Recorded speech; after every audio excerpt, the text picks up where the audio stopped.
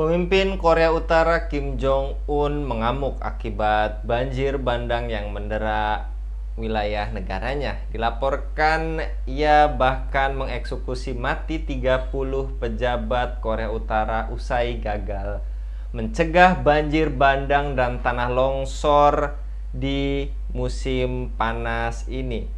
Kemudian media Korea Selatan juga mengungkapkan jumlah korban jiwa mencapai 4.000 orang. Seorang pejabat di bawah rezim Kim Jong Un mengatakan 20 hingga 30 pejabat dan pemimpin di Korea Utara telah didakwa karena korupsi dan kelalaian dalam bertugas sehingga negara menjatuhkan hukuman mati kepada mereka.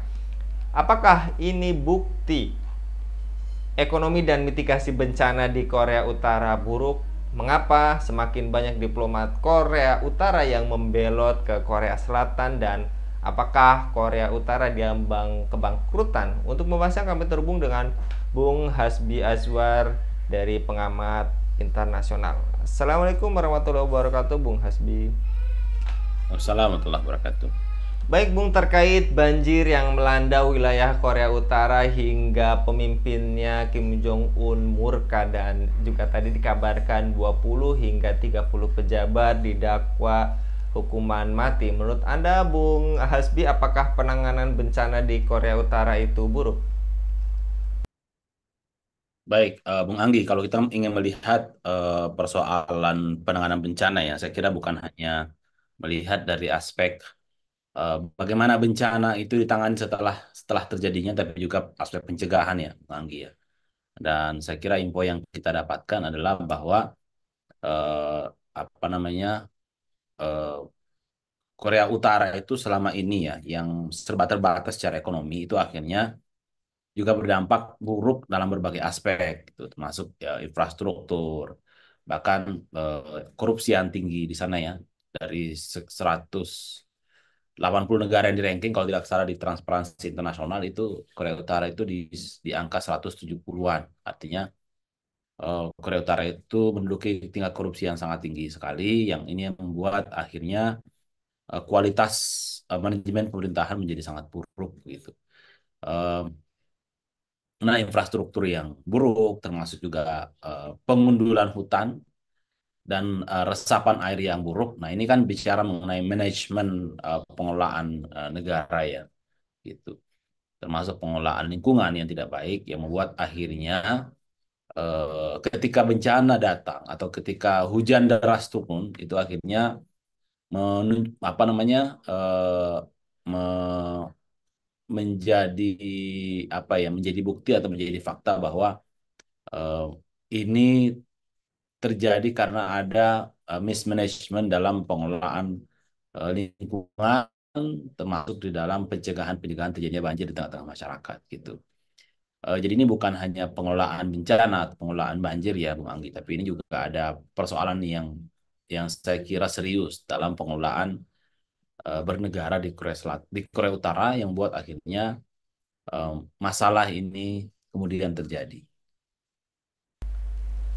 Baik Bung Hasbi, dan juga yang tadi Anda katakan terkait mismanagement di pemerintahan yang ada juga, karena dikabarkan drainase yang buruk, juga pengundulan hutan serta infrastruktur yang bobrok. Kemudian apakah ini mengkonfirmasi bahwa Korea Utara sedang dilanda kemiskinan dan kesengsaraan hidup di bawah kepemimpinan diktator muda Kim Jong Un ini, Bung? Iya, sikap ngotot Korea Utara ya selama ini apa namanya, saya kira yang termasuk dalam isu nuklir, pengembangan nuklir, membangun Korea Utara secara militeristik itu membuat eh, Korea itu menjadi lebih terpuruk ya Bung Anggi gitu, karena PBB, termasuk negara-negara anggota PBB banyak yang akhirnya melakukan embargo atau sanksi ekonomi terhadap Korea Utara. Nah, ini berdampak serius terhadap perekonomian Korea Utara. Itu dalam aspek eksternal ya. Dalam aspek internal, tadi seperti yang saya katakan tadi ya, korupsi yang sangat tinggi, kemudian kebebasan yang sangat dikekang ya. Kebebasan sipil, masyarakat tidak boleh berbicara bebas tentang politik misalnya. Eh, ini yang membuat akhirnya tingkat kualitas masyarakat Korea Utara juga eh, tidak baik begitu. Bahkan kabarnya banyak yang akhirnya memilih lari ya, sekitar sekitar puluhan ribu atau 30.000 orang lebih warga Korea Utara yang lari ke Korea Selatan untuk mendapatkan kebebasan.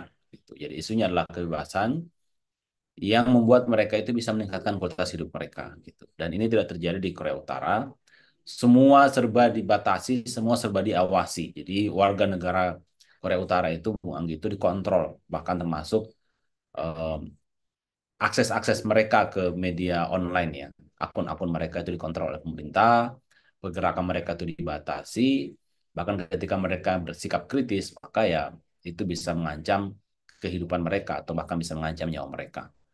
Nah, itu yang membuat akhirnya Korea Utara menjadi sangat terpuruk gitu ya. Ada otoritarianisme yang ketat di sana, kemudian ada kondisi ekonomi yang tidak baik di sana ya, tingkat korupsi yang buruk, yang membuat akhirnya Korea Utara menjadi terpuruk seperti yang ada saat ini. Begitu, Pak. Dan apakah bukti-bukti yang tadi Bung Hasbi jabarkan ini menunjukkan buruknya stabilitas politik rezim yang berkuasa di Korea Utara saat ini, Bu? Iya, saya kira apa ya? Semangat saya kira semangatnya yang pertama adalah semangat menjaga kedaulatan negara ya, menjaga kedaulatan negara. Ditambah lagi dengan apa namanya permusuhan sampai sekarang yang terjadi antara Korea Utara dan Korea Selatan gitu. Kemudian di sisi yang lain eh, adanya negara-negara Barat ya negara-negara Barat Amerika dan sekutunya yang melakukan embargo terhadap Korea Utara. Ditambah lagi kondisi internal Korea Utara juga yang seperti itu membuat akhirnya apa Korea Utara menjadi apa menjadi negara yang dalam kondisi yang tidak baik. Ini setelah 3 keturunan ya, kalau tidak salah, sampai Kim Jong Un sekarang, itu Korea Utara tetap tidak eh, apa bisa mendapatkan kualitas negara yang baik. Gitu.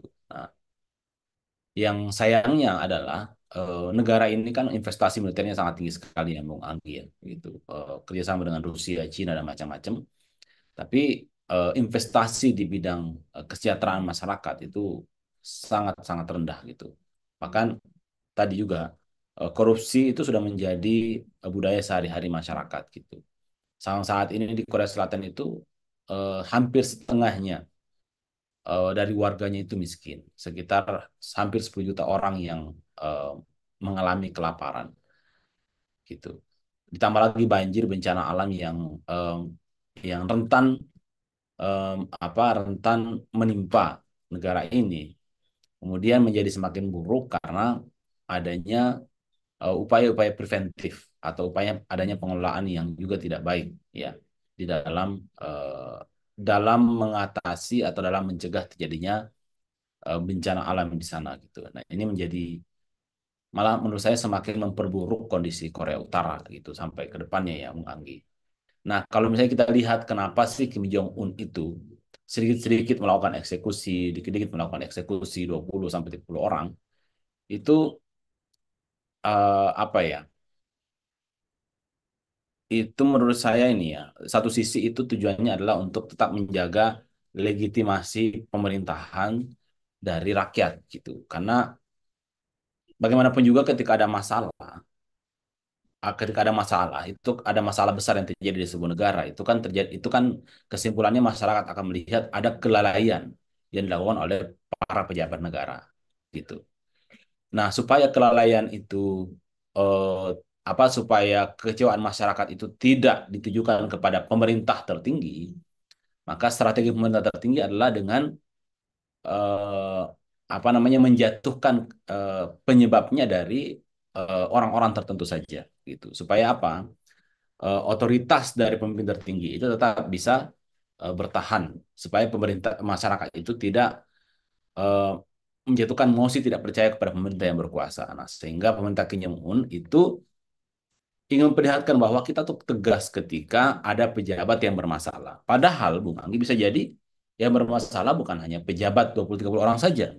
Bisa jadi yang bermasalah memang itu adalah Kim Jong Un yang gagal di dalam mendesain pemerintahan Korea Utara atau mendesain para pembantunya untuk lebih produktif dan proaktif gitu. Nah, ketika misalnya tadi korupsi di mana-mana terjadi, kemudian adanya infrastruktur yang bermasalah, pengundulan hutan, drainase yang bermasalah, itu kan berarti ada pengelolaan negara yang tidak baik. Ketika korupsi terjadi, di mana peran Kim Jong Un di situ? Ketika ada pengundulan hutan yang terjadi secara meluas, di mana peran pemerintah pusat di situ untuk mengontrol? Nah, masalahnya adalah itu. Yang diperlihatkan hanyalah ketika terjadi bencana, kemudian tiba-tiba main eksekusi. Padahal bisa jadi bukan kesalahan dari 20-30 orang tadi. Bisa jadi kesalahannya dari pemerintah pusat yang itu tidak becus di dalam eh, me, apa namanya dalam mengorganisir pemerintahannya. Yang seharusnya ya kalau kita ingin melihat misalnya ya, kalau memang yang bermasalah adalah Kim Jong Un sendiri, harusnya yang dijatuhkan adalah Kim Jong Un. Ya, tapi saya kira Kim Jong Un tahu posisi itu bahwa ya ini saya yang digoyang ini ketika saya tidak mengambil sikap tegas atau saya tidak menjatuhkan kesalahan itu kepada pihak-pihak yang lain yang tentunya adalah menterinya sendiri gitu. Nah, saya kira ini strategi yang banyak dilakukan oleh pemerintahan-pemerintahan otoriter untuk menjaga marwahnya, untuk menjaga image-nya di tengah-tengah masyarakat supaya dia tidak dijatuhkan, supaya opini tidak tidak ditujukan kepada dia sebagai pelaku utama kesalahan, nah dia menunjuk yang lain. Nah, gitu Bung Agi. Dan terakhir Bung Hasbi, ketika tadi carut marut yang Anda paparkan terkait pemerintahan tirani Kim Jong Un serta warga Korea Utaranya banyak memiliki penderitaan atau keterbatasan sana sini. Menurut Anda Bung Hasbi, solusi apa yang terbaik untuk mengatasi krisis politik dan ekonomi di Korea Utara serta apa pelajaran yang bisa kita ambil? Ya, yang jelas bahwa yang pertama apa namanya yang membuat Korea Utara seperti ini kan dua faktor utama ya, Bung Anggi, faktor eksternal dan faktor internal. Faktor internalnya adalah Korea Utara sampai sekarang itu apa namanya menjalankan kenegaraan mereka dengan cara yang sangat otoriter, walaupun katanya negara ini adalah negara komunis, tapi ya kita bisa lihat ya eh, apa namanya kualitas pemerintahan, kualitas kepemimpinan, dan kualitas masyarakat itu sendiri sangat terpuruk gitu. Itu yang pertama. Tambah lagi korupsi ya dan lain-lain sebagainya. Yang kedua adalah dari eksternal. Eksternal negara ini atau bagi negara-negara lain itu memilih untuk melakukan embargo terhadap Korea Utara. Walaupun Korea Utara itu punya hubungan baik dengan Cina, tapi Cina juga tidak ini ya, Cina juga tidak punya keinginan untuk betul-betul menjadikan Korea Utara itu menjadi negara yang baik misalnya, atau menjadi negara yang sejahtera setidaknya ya. Walaupun Cina itu punya proyek BRI dan macam-macam, punya cita-cita kesejahteraan dunia dan lain-lain, tapi Cina tidak merasa tidak punya kewajiban karena Cina juga bicara atau berpikir tentang kepentingan politik dalam negeri mereka sendiri. Ya, saya kira itu dua dua persoalan utama yang terjadi di Korea Utara, Bang Anggi. Itu ketika negara tidak diurus dengan baik, eh, apa ditambah lagi musuh-musuh eksternal yang itu bersikap tegas terhadap eh, negara tersebut, memusuhi negara tersebut, maka nah inilah yang menjadi persoalan utama gitu. Nah, saya kira persoalan ini juga bisa terjadi di semua negara ya, bahkan ketika misalnya negara apa negara manapun juga gitu, bahkan termasuk di Indonesia, negara yang lain juga sama, ketika negara lain mengembargo negara kita di Indonesia misalnya, dan di sisi yang lain di dalam negara kita pemerintah itu bersikap otoriter, bersikap tidak memberikan kebebasan kepada rakyatnya, ditambah lagi korup, maka ya negara itu pasti akan menjadi negara yang bermasalah. Dan namanya negara yang bermasalah itu pasti tidak akan bertahan lama. Nah, kita tinggal menunggu saja saya kira ledakan yang terjadi di Korea Utara satu saat nanti, Bung Anggi. Karena seotoriter sebuah negara, seotoriter apapun sebuah negara, dia tidak akan bisa mengalahkan rakyatnya sendiri. Gitu. Nah, di Korea Utara ini tinggal menunggu, saya kira ledakan pergolakan dari rakyat yang kemudian menggulingkan kekuasaan mereka. Dan ini sangat mungkin terjadi ya. Uni Soviet begitu besarnya ya, Uni Soviet, kemudian Mesir setelah 30 tahun lebih, kemudian Soeharto juga setelah 30 tahun, Muammar Gaddafi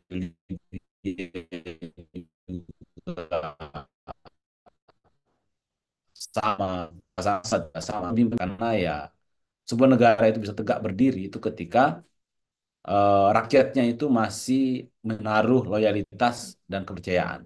Tapi ketika satu waktu masyarakat sudah tidak percaya lagi, maka pemerintah pasti akan tumbang dan negara itu pasti akan hancur, lebur, gitu, Bung Agi. Nah, saya kira itu yang bisa menjadi pelajaran buat kita seluruhnya ya. Bukan hanya kepada kita sebagai warga Indonesia, tapi saya kira kita juga sebagai umat Islam ya. Kita sudah punya sejarah di masa lalu yang panjang dan ya kita bisa melihat kurang lebih sama ketika negara menjadi sangat otoriter, ditambah lagi negara gagal mensejahterakan rakyatnya, maka pasti akan terjadi berbagai macam persoalan yang terjadi dan musuh-musuh umat Islam akhirnya menjadi mudah untuk masuk menginfiltrasi dan melakukan pemecah belahan terhadap umat Islam. Nah, saya kira ini problem yang harus kita pahami bersama.